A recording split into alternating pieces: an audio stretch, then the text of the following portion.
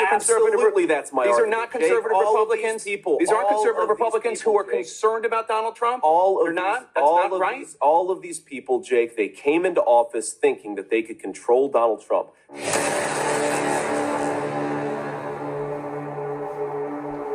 All right, so what you're about to witness is a debate between Trump deranged CNN Jake Tapper and JD Vance, okay? I say debate because this wasn't an interview, all right? Clearly, Jake Tapper had an axe to grind himself. Clearly, he wanted to push the narrative. And the reason why is because no matter how many times CNN says, well, we are fair to both parties, they're not. They lean left considerably. So let's start with probably the biggest story currently right now is why are there so many people from the last Trump administration coming out against him?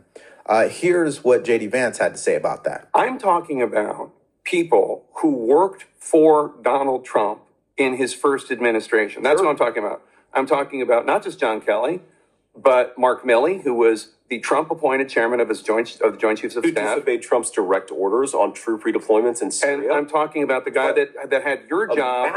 A massive violation of his constitutional oath, by the way. I'm talking about the guy that had your job before Donald Trump's supportive crowd wanted to hang him, Vice President Mike Pence, who said, as you know, that Trump put himself before the Constitution. I'm talking about General Mattis, also Secretary of Defense in Trump's administration. I'm talking about Mark Esper, the Secretary of Defense, who told me that Trump does have fascistic tendencies. John Bolton, H.R. McMaster, Melissa Farragut. Okay, Jake, are you going to listen to every Trump administration official? You know, one reason why Kamala Harris doesn't have as many people criticizing her is because she doesn't fire people who fail. That's why we haven't had a real audit of the disastrous Afghanistan withdrawal, is because Kamala Harris protects failures in government. Donald Trump fires them. And I'd much rather have the president who fires people who screw up. Now, Jake, no, this is an important point. Kamala Harris. He did not fire Mike Pence. Kamala Harris. He did not fire Mark Milley. Kamala Harris. He did not fire John. He fired a lot of those people, Jake, and he did because they weren't doing their job. But this is the thing, Jake. We've now spent 5 minutes talking about people in Donald Trump's staff who think he's not fit for office. He fired. Who think he's not fit for office. Oh, they didn't think he was unfit for office until they had a falling out with him because he fired them. And we're not talking about the public policy. Trump is not a politician. He is not from Washington, D.C. He is not a part of the establishment. So, of course, there are going to be people who do not take Donald Trump seriously. They don't even care that he was the president. This is all reported, that there were people in his cabinet that would undermine his orders. Just think about that. The commander-in-chief issues an order and the general refuses to execute. I would fire that general too. So at the end of the day, my opinion about all this is these individuals have no credibility. And if what they say about Trump is so true, why did they not resign? Why do they wait until a couple of weeks from the election? Right? Why did they wait when they found out that he was going to run again?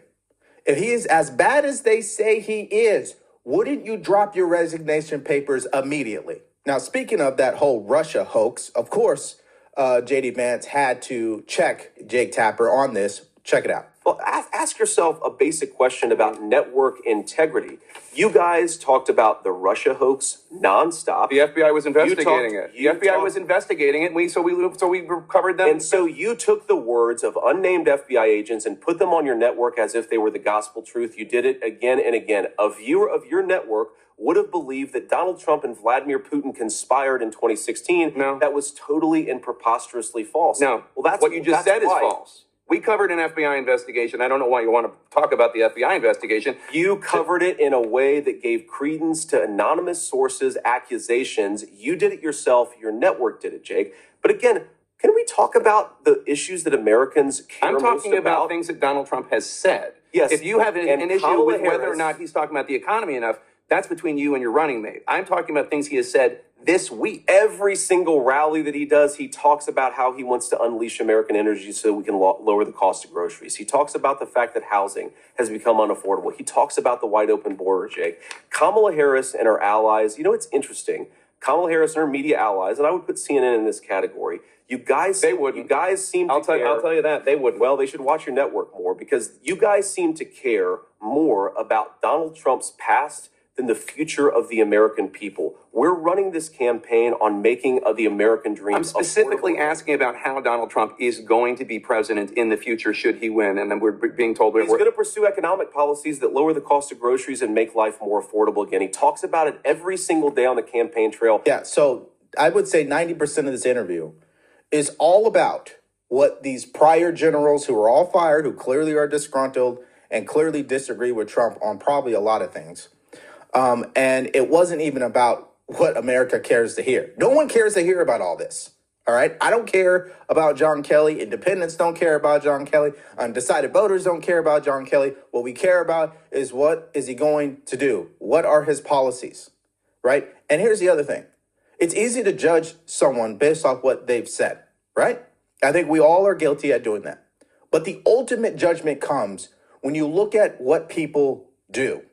And what Trump did when he was the president is nothing near what they are accusing him of being or doing, especially when we go down that whole Hitler road, which is highly disrespectful too, by the way, to everybody on both sides and people who were a part of that era. So, of course, J.D. Vance does something that Tim Walz, I think, is terrible at doing, defending Trump, but in a responsible, common sense way.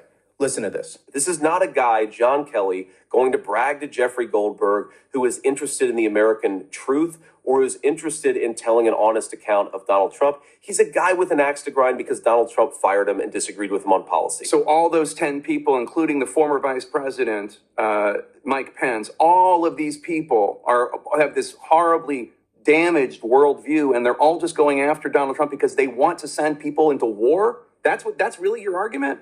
Absolutely. It's not like these are conservative. Absolutely, that's my These argument. are not conservative Republicans. These aren't conservative Republicans who are concerned about Donald Trump. That's not right. All of these people, Jake, they came into office thinking that they could control Donald Trump. That when he said he wanted peace in the world, Mike Pence thought he could control Donald Trump. Yes, he did. And when he found out, when he found out that he couldn't, they all turned on Donald Trump, and a lot of them got fired. And we're running, and we're trying to staff the government with people who are going to govern according to principles of peace and prosperity. Let me ask you. They're pissed off about it. Now, Jake Tapper laughs because obviously he knows it's true.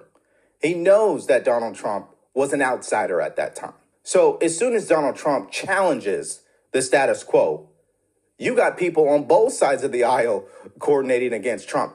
Can we remember what just happened this year? You think the Republican Party wanted Trump to be the nominee? No, they didn't.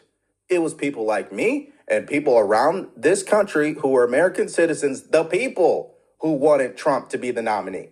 If they had it their way, they'd have Nikki Haley, right? Because she's a part of the establishment, okay? The status quo. And that's why they don't like Trump, because he's not one of them. You may hate his personality. You may think he's too vulgar. You may think he sends mean tweets, all of that. And it could be true. But the results show that Trump is by far the only person who had the balls to go to Washington and put the middle finger up to everyone. Now, this was definitely a heated interview, but don't get it twisted. J.D. Vance is very professional, button up, and tactful. Watch the way he ends this. Let me ask you, because we're being told that we're over. Yeah. One more question. Yeah. We have to go to this rally. You are running to be vice president of the United States. Of course. And there is a 50-50 chance, maybe better, I don't know, that you're going to succeed. Are you running to be vice president of the United States, or are you running to be vice president of the red states? Because if you win, and there's a decent chance you will, you're going to be vice president of childless cat ladies. You're going to be vice president of legal Haitian migrants in Springfield, Ohio. You're going to be their vice president too. Are you running to do that? Jake, of course I'm running to be the vice president of all Americans. I'm running because I want people to be able to afford a good life in this country. You know how I grew up. You know that I grew up in a family where things were often tough. I want, whether you're in a blue state or a red state, whether you're going to vote for Trump or you're going to vote for Harris, I want you to be able to have a good life in this country. But what's not going to happen with the broken leadership in Washington, D.C.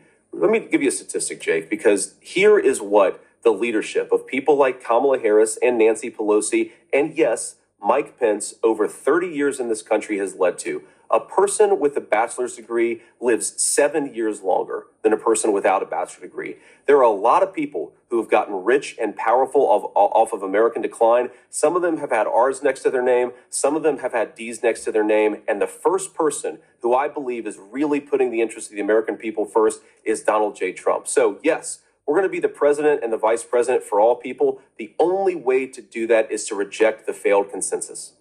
All right. Thanks, Jake. Thank you so much, Senator. Appreciate it. Absolutely. Have a good time out there. Yeah. Now, a lot of people say that J.D. Vance is the future of politics, especially the Republican Party.